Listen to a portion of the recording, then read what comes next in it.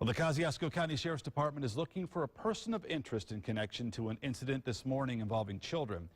Two boys told their grandparents that a man had gestured for them to go into his car, so the grandparents reported it to police. WSBT's James Fillmore is here. And James, this happened in Etna Green, and you actually went to a local business and found they had the whole thing on tape. Yeah, you know, the owner hadn't heard about the incident, Rick, but we together went through the footage and watched everything play out.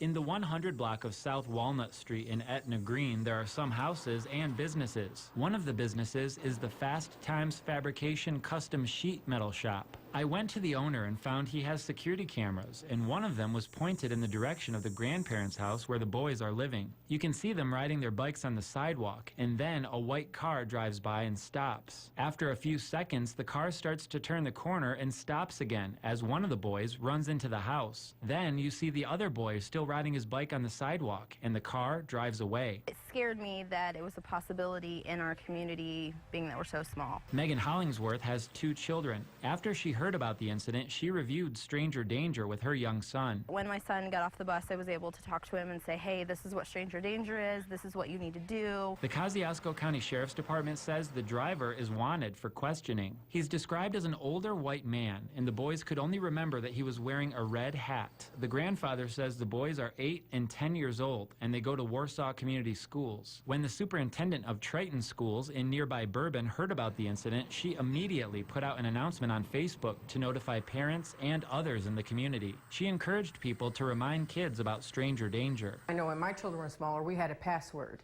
and if the person who was picking them up didn't know the password, then it wasn't anything that mommy and daddy thought was okay. The Kosciuszko County Sheriff's Department plans on going back to the business tomorrow to try and enhance that security video to see if they can make out a license plate. Well, first of all, great thinking on your part to go to that business and see if they had that video, which they did. Now, police, they want to know what that driver was doing. Yeah, that's exactly why deputies want to locate him, to try to talk to him and find out what his intentions were. There you go. James, thanks so much. Well, people are raising new questions tonight about the murder of this 11